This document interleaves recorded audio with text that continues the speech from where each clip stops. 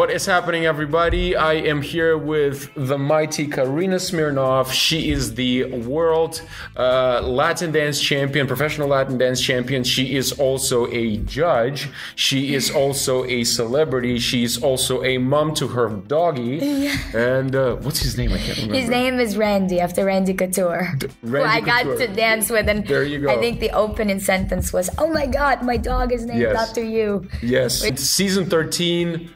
Trophy champion.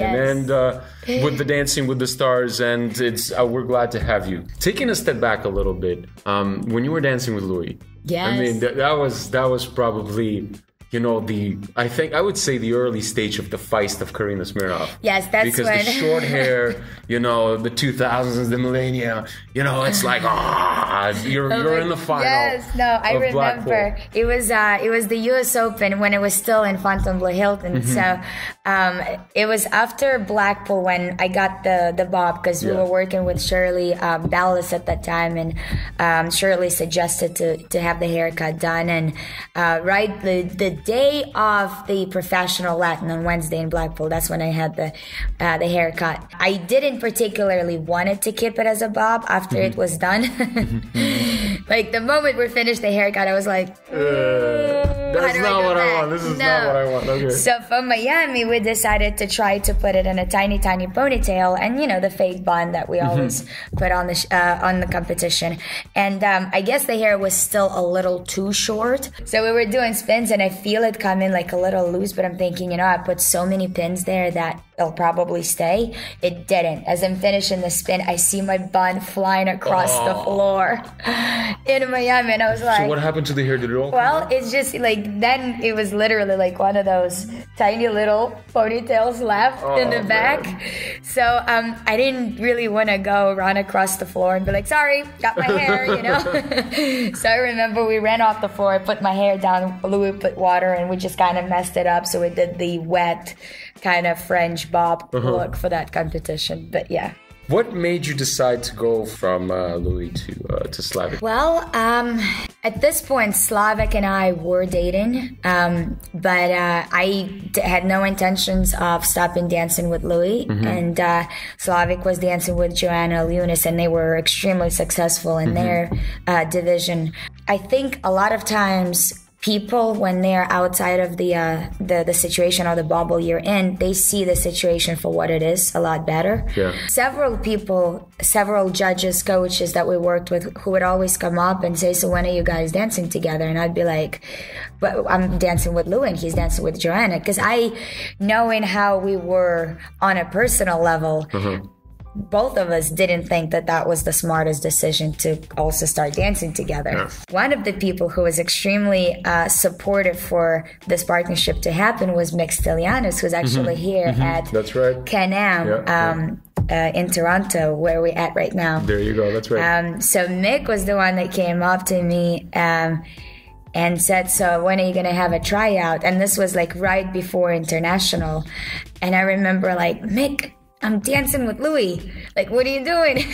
If it would have gotten to the point where we would have wanted to have a tryout with Slavic, I would have come to Louis. But I think constantly being in the world where people always talk, and the ballroom world is soap operas of all soap operas, right? I think it got a little bit to Louis. So Louis wanted to see if he would have chemistry and look good with Joanna.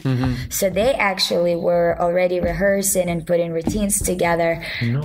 Yes. Oh, did you even know about that? Well, I found out by pure accident. I got an email from one of the coaches at that time saying that he was, you know, sad to see that not work out. And I was like, what?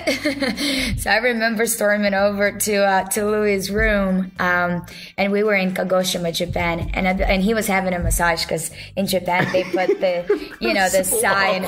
Yeah, so they put the sign on the door, massage in progress. So I opened the door, and I remember the masseuse lady, and I said, "Oh, sumimasen, you know, I'm sorry." And I said, "Dude, I just got an email, I don't know what's happening." But I can't blame him. I think it was a very, very very difficult situation to be in, and I think things happen for a reason, and ultimately, even if we don't see the benefits of what's happening at the time, later on, time shows us what's right and wrong. And I think, you know, if Louis probably would have never done something like that, don't know if I would ever had an opportunity to dance with Slavs.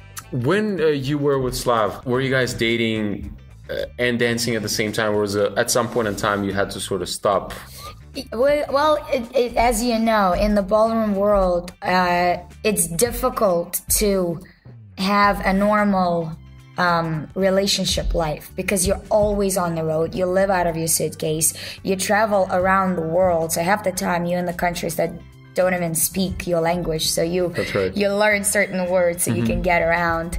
You're always with your partner, and it seems that it might be easy to be in the relationship with your partner, but it's equally easy because you're always together, but it's also hard because you're always together. There is no break, there is no, you know, an opportunity to miss them. We dated and danced together for a little bit, but then we realized that the combination of both is taking a toll on us. So we stopped dating, but we continued dancing, which was not easy. Every time he had a new girlfriend, I'd be like, I can't like, really? And vice versa. Slav and I were good as friends as well as we were good as partners. Like, we were supportive of most of our romantic adventures. Most. Hey, that is it for part 1 of the personal interview with Karina Smirnoff. Part 2 is coming out soon, unless you can see a little halo around here, which means it's out. Rate, comment, subscribe to our channel, and visit our website at www.dancecompreview.com, a place where we talk about everything on ballroom dancing. Thanks for watching this episode of Dance Comp Review Talk. I'm Igor Shalvarov. See you next time.